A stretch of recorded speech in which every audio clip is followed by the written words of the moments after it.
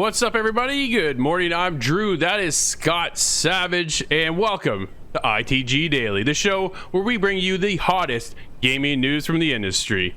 Scott, what's happening this morning, buddy? Hello, and welcome to the second episode. I'm glad to be back. 2 days in, man. We made a streak already. All right, coming up on today's show, rumors are flying everywhere from Microsoft, PlayStation, and Switch. We'll be covering all of those, as well as Resident Evil turns 25. Scott, you ready to get going, buddy? Oh, I'm ready. The big three are in this episode. It's gonna be crazy what's happening right now. Is Xbox buying Discord? Here's what's going on. Rumors are out and about that Microsoft is in talks with to buy Discord. That is an incredible purchase if this happens, Scott. So they've also been talking with Epic Games and Amazon. VentureBeat reportedly discussed that Discord, the company with roughly 140 million monthly users that recently raised 100 million at a 7 billion valuation, was exploring a sale worth more than $10 billion. Discord was said to be one who reached out to Microsoft to gauge interest in the potential sale, and that Xbox head Phil Spencer has been part of these chats. While purely speculation, it's important to consider how beneficial having a service like Discord could be for the future of communication on the Xbox platform. Owning Discord would strengthen the value of the Xbox brand, with a recent acquisition by ZeniMax for $7.5 billion.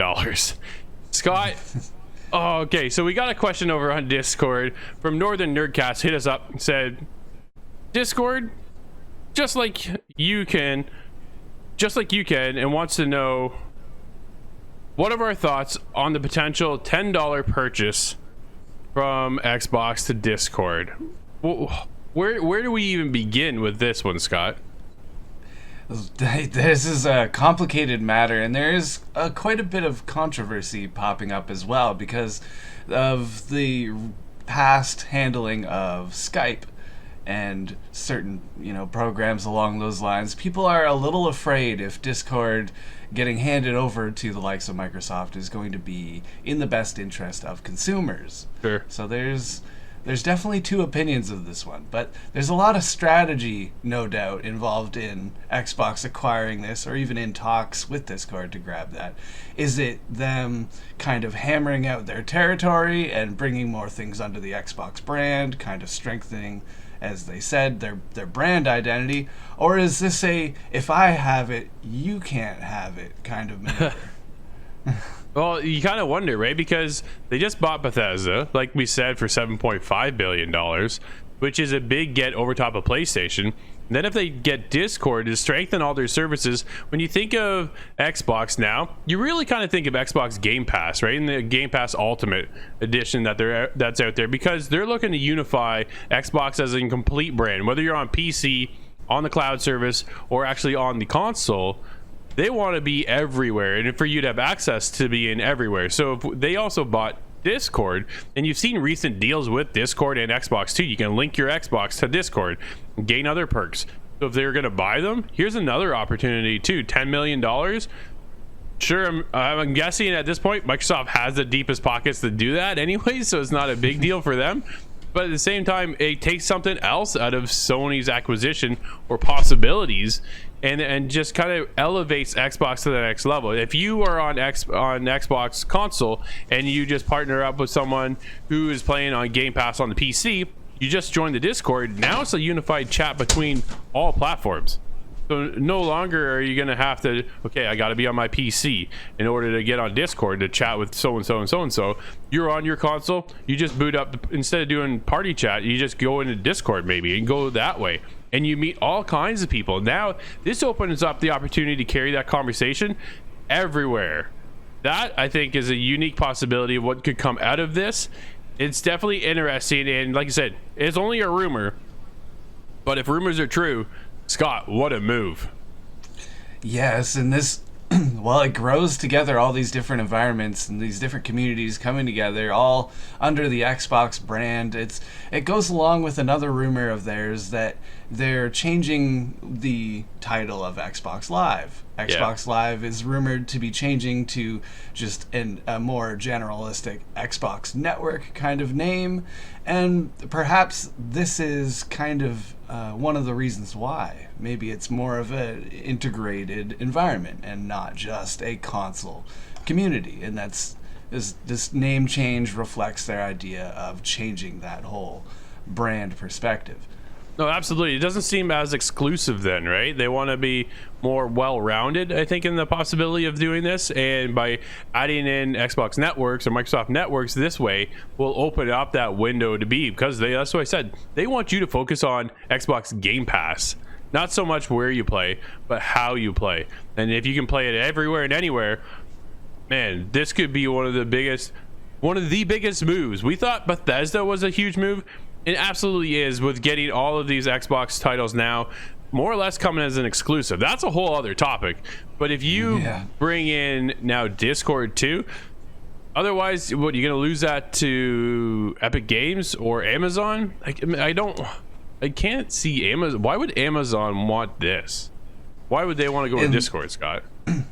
Yeah, it would have made a little more sense if their studio, if Crucible had taken off, if their plans had gone as planned, this acquisition would have made a lot more sense. But yeah, if you're Microsoft, you can't just sit back. They're almost pigeonholed into kind of paying whatever Discord asks, because to your point, if they lose that to a competitor, then that just completely changes the market. Well, exactly. And Xbox has just been on one move after another. And they're also looking at, maybe from what more rumors are swaying with Xbox, is gaining Ubisoft Plus. That's right. Ubisoft Plus is actually rumored as well. That's another one that they're looking at. Formerly known as Uplay Plus, the service hosts over 100 games, which would dramatically increase the number of available titles on Game Pass. So right now we're paying $10 a month, $15 a month for Game Pass Ultimate, which has currently over 300 games. We just added a whole whack of Bethesda titles. So they added 20 major Bethesda titles, and now they're talking about, rumors are flying of adding Ubisoft Plus as well. They recently added in EA Play, which gave a whole other access of other games to more of us over on the Xbox family to incorporate into our library. And the library just keeps growing. Xbox Game Pass is becoming the Netflix service that we were hoping for. And when it first launched, we're really kind of questioning whether or not it was going to work. But now, because they've added one game after another, and launch titles after another, recently bringing over Outriders coming on April 1st, will be... That's the one I wanted to mention, yes. Right, day and date, so there's that as well. So it's just non-stop right now for Xbox. So when you go back and you think of Discord, they're just steamrolling ahead, and they're gaining that momentum. And then they're going to put possibility of having you play Ubisoft Plus in there as well. Like, Scott, they're unstoppable right now. Yeah, this is a whack load of titles, and we had talked about it kind of with misty eyes a year or more ago. And could this Game Pass become the Netflix? That seemed like a far-fetched idea, but here we are down the road. It's not that far-fetched anymore, and they absolutely can justify having a price tag on it like they do when there's over 400 games, including Ubisoft Plus, over 400 games on that, and brand new titles coming out day one. It's a lot easier to justify now than it was in concept. Absolutely. Now the question is that they keep adding more and more services. So they bring in Discord, they bring in EA Play, they bring in Ubisoft Plus. Does the price go up? You got to pay for these services somehow, Scott. Does our price get an increase then for Game Pass, or is that just an extra feature and a thank you from Microsoft and Xbox to say, here you go, this is the best place to play? I could see them increasing it, and I don't think that would be too much of an upset just because of the amount of content that they are bringing. The alternative to that I could see would be maybe attaching some of these services to the just Xbox Live brand or account in general. So if you subscribe to Xbox Live in general, then maybe you get a Discord, some sort of tie-in with that. I could see them maybe tying it to their main brand. Well, but that's certainly a question, though. Nate's in chat and says, no way Xbox is going to change that price anytime soon. He thinks they're going to keep it the same. That would be cool. I think I'm kind of on the same page as Nate. I don't think they can. They recently tried to increase the Xbox Live service price, and people lost their mind. That's to the point true. where they actually had to backtrack and say, no, we heard the feedback and we're not touching anything, right? So I don't think that'll be the wisest move for Xbox. They're gaining fans, they're gaining momentum, so why ruin that when you're offering such a deal like this in a service? Why would you want to disrupt that momentum moving forward and up the price? You're just going to get another backlash, right? So if you look this good, you keep looking that good, by the end of this generation, it could be Xbox on top of PlayStation. I could see that. They do have a lot of billions to recover from their acquisitions, but you have to play those maneuvers smart, and it is a business that holding the price where it is could be the right decision. And you're correct, you do not want to shoot yourself in the foot after spending all this money and not have it pay off in the right way. No, absolutely. And the rumors just keep flying today, Scott. PlayStation is in the rumor mill as well. Is Sony closing the PlayStation stores down for the PS3, PSP in July, with the rumor of also the PlayStation Vita to follow in August? Now you may go, I'm not really playing on those systems anymore. What a big deal. Who cares? Whatever. It is kind of a big deal, and here's why. According to this gamer, a source familiar with the situation on the story of closures, the PS3, the PSP stores will apparently remain online until July 2021, with the Vita store just behind them closing on August 27th.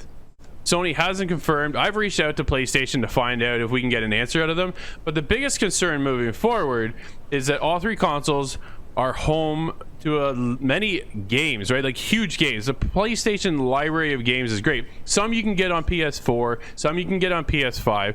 But the PS3 has a collection of PS2 games, PS1 games, you'll see on PlayStation Vita.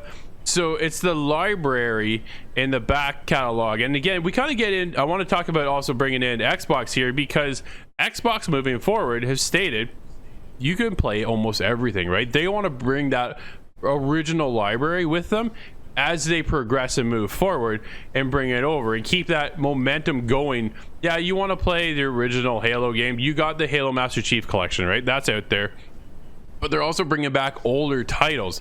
So if PlayStation closes down these stores on the PS3, the PSP, I get a lot of people now have really kind of probably moved on. I know we have here, but the problem is what happens to that backlog catalog and the history of all those games? Where do they go? Where do they lie? If we lose those, then you'll never get them back. They won't be updating the store anymore, so there won't be any updates. We just recently saw, I don't remember what game it was, but a PS Vita game got an update. I was like, whoa, they even launched a new game on the PlayStation Vita, which is a bit of a shock.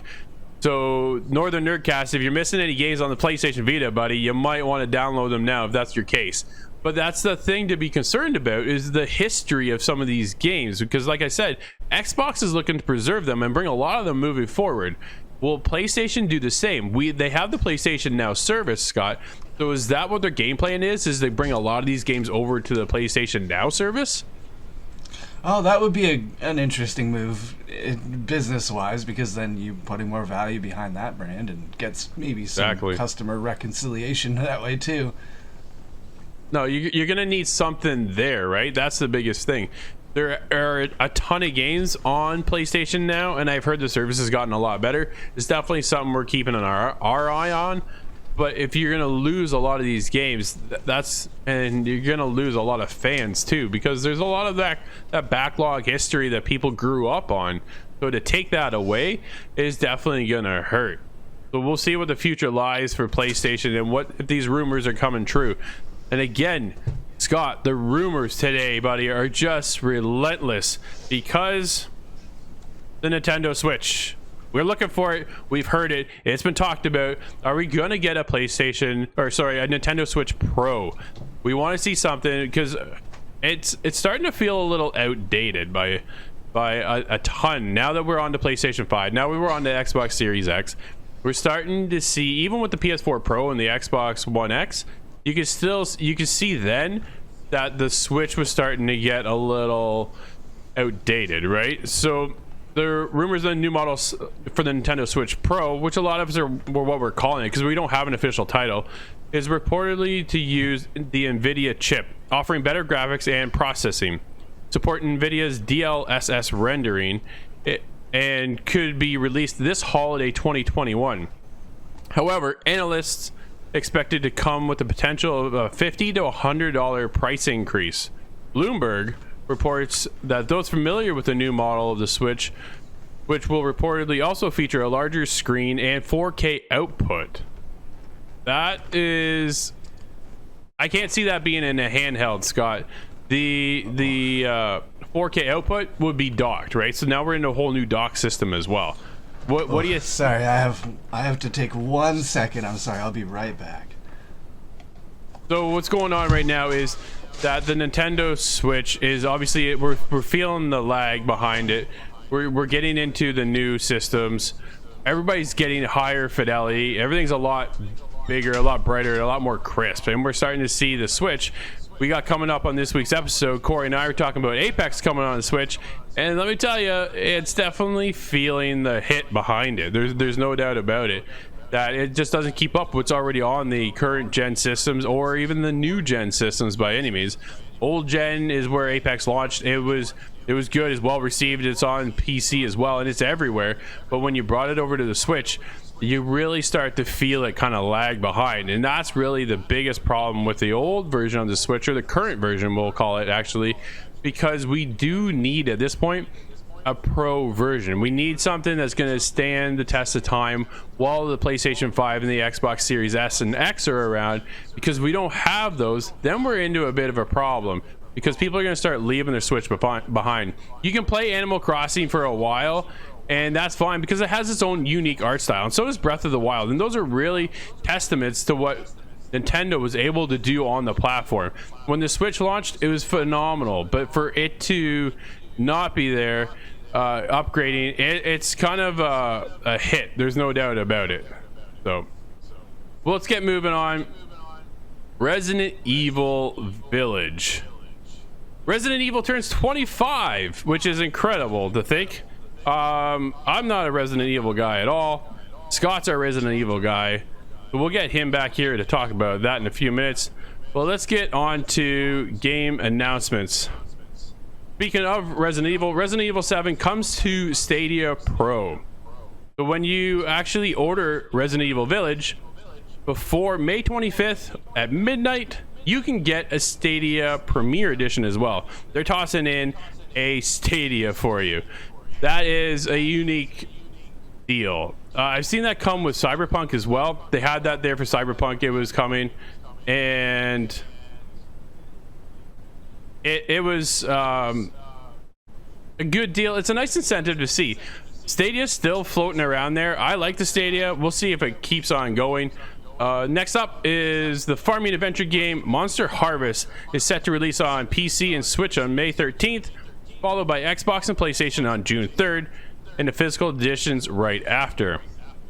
One of my favorite games that was in early access is End Zone: A World Apart, has now released out of early access with its full release. In End Zone: A World Apart, humanity has finally clawed its way back to the surface after more than a century underground, only to find the world isn't exactly how they left it. Radiation, raging storms, contaminated water, roving gangs of raiders, and much more awaits the survivors as they build to attempt and reclaim the planet. Definitely a cool game. If you haven't checked out End Zone: A World Apart, that's something you're definitely missing. It's out on PC right now. Check that one out. And Killing Floor 2 Dystopian Devastation update is out today as well. Let's get on to deals. Inside deals, just for today, The Exorcist Legion VR is 24% off on the Oculus Store, and the action RPG Yaga is a Steam deal at 60% off. And games that are out: Arkham Horror Mother Embrace is out on Xbox Series X, PlayStation 4, Xbox One, PlayStation 4, and Switch. Also is Hunting Simulator 2. Inspector Waffles is out on PC, and Overcooked All You Can Eat is out as well. New update is out for Fallout 76. They released a launch window, a roadmap for everybody to see. The roadmap for Fallout 76 is the spring we'll have a locked and loaded DLC. The summer we'll have Steel Rain, and fall we'll have Worlds Are Changing, and then finally in the winter, Tales from the Stars. I know Nate recently just got back into Fallout 76 and has actually managed to rope in a couple people as well. It's been nice to see him back into that. That one is just never one that I could connect with, and unfortunately that was just didn't click. Fallout's never really clicked for me, but that's what I said. Nate's back into it. No, don't move! No! Oh, I forgot that move. Oh, sorry, leave it there. I've got it. Don't worry. What is that? Put it on the cut. Your stuff is burning. Melon. Oh no, something's shaking. Yes, you got this. Always be chopping. ABC, ABC, ABC. Always be chopping. You got this. You ruined all of our Yes. everything. More rice. More. Oh god, you sent me off the wrong way. Where's another bowl? Where's my chopping board gone? Okay, what do you need? Why do you need another mushroom? There's nowhere to go. You need to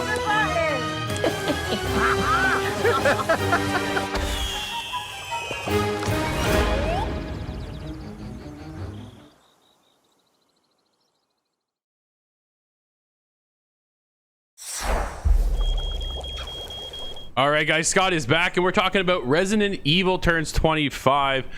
Scott, how excited are you for Resident Evil Village? I am super excited now. Resident Evil is something that I was into a lot as a younger kid, and then kind of fell out of it, stopped following. But now I'm back in after playing Resident Evil 4 finally. Right. In the modern time, I'm hooked in with this series, and I'm working my way slowly up until hopefully 8, and that'll be exciting. Did you also check out the VR version of Resident Evil? Did you get into that? I haven't yet, but that is definitely on my list. Have you heard about Resident Evil Reverse? This is their multiplayer edition that's coming out. An all-star roster of fan-favorite heroes and bioweapons come together to celebrate 25 years of Resident Evil in the upcoming multiplayer experience. In Resident Evil Reverse, players start as human characters, hunting each other and collecting virus vials scattered around the map. When they are taken out, they resurrect as bioweapons to enact revenge. The more vials they collect, the stronger they become. Scott, what do you think of that multiplayer coming into Resident Evil? Did you ever expect a Resident Evil multiplayer? Has there ever been one? There have been a few attempts at multiplayer that I don't believe have been very popular. Yeah. There's one that I played, I can't remember the title of it, but it was just more or less a shooter. There wasn't much Resident Evil styling happening. Sure. So this sounds like it has a lot more of that kind of mechanic built into it. I like the idea of coming back as an infected. I think that's cool. I think that was done well even as far back as Left 4 Dead. That was a very fun multiplayer. So I think they're onto something here, and they're trying to hammer out their own niche in the shooter market. And I for one am really hopeful for this one because I think that could be really cool. That's awesome. Yeah, Resident Evil Village coming out on May 7th, and then the multiplayer too. Definitely not my kind of game, but yeah, Scott and Nate are all over this kind of thing. But until tomorrow, that's it for ITG Daily. Thank you everybody for hanging out with us, and we'll see you back again inside the game tomorrow.